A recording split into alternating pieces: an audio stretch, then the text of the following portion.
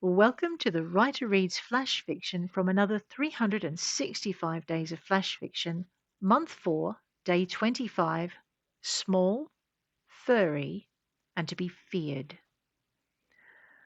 A siren could sing down a battleship.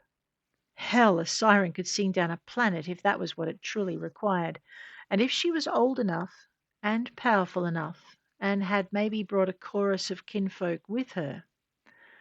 Shestira had none of these things.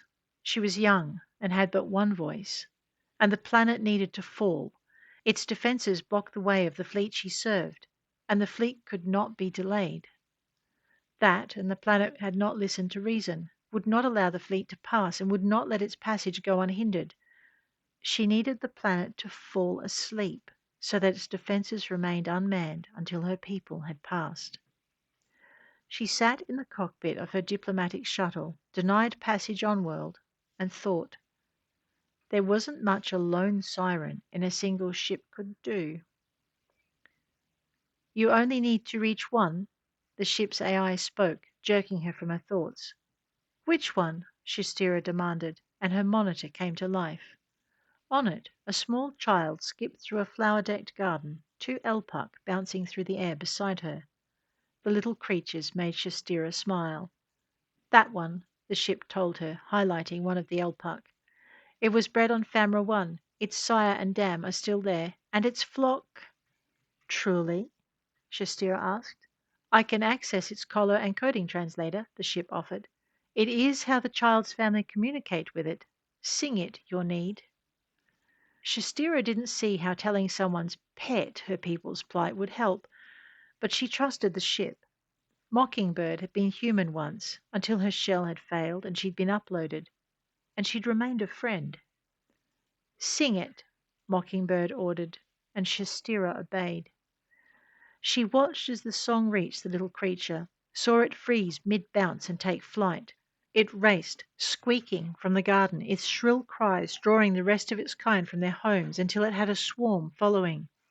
The fluffy pink and white cloud headed for the shuttle base where Ambrona's fighters were based, descending on pilots, ground staff, and the command center with alarming speed.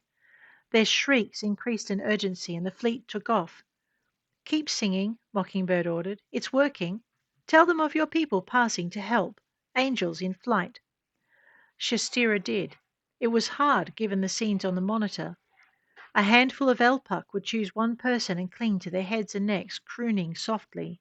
Seconds later, their target would stop trying to dislodge the unexpected passengers and walk docilely to a shuttle or into one of the buildings. What are they doing? Mockingbird chuckled. Take a look at these, she directed, snickering as she brought up the displays for the orbital turrets. They're standing down.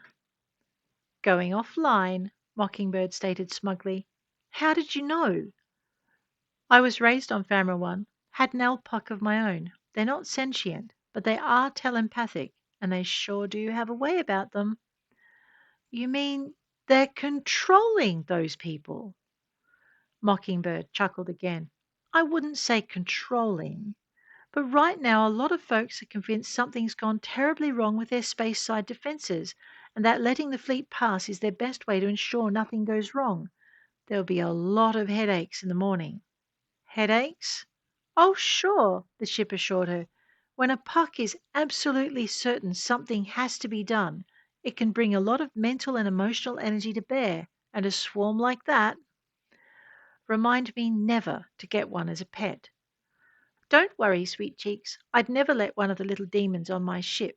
They're cute as hell and a great support worker, but get 'em worked up and they'll stop at nothing to get it done.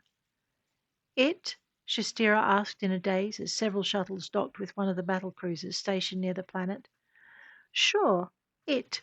Whatever it is they think they need to achieve, and they'll tag team you too, little bastards. That sounded personal, but Shestira didn't ask, and she didn't have time. Fleet's here, Mockingbird announced as the first friendly signatures started to bloom at the warp point.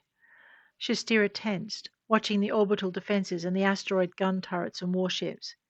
Keep singing, Mockingbird ordered. I have put through a request for a chorus. There's only so much the elpuck can do.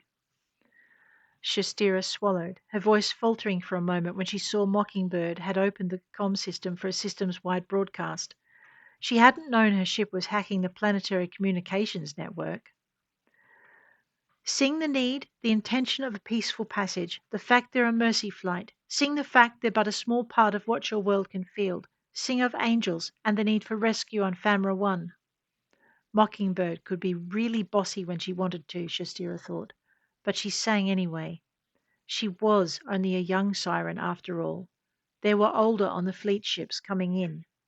Their voices joined the broadcast, and Mockingbird gleefully showed more swarms, some pink and white, but others orange and green and blue. Elpuck were popular pets, it seemed. Perhaps they shouldn't have been surprised when the world that would have denied them passage offered their aid, insisting on coming to help in the defense of their colony world, and then asking for a treaty between them. Mockingbird wasn't the only ship to ban Elpuck from the fleet.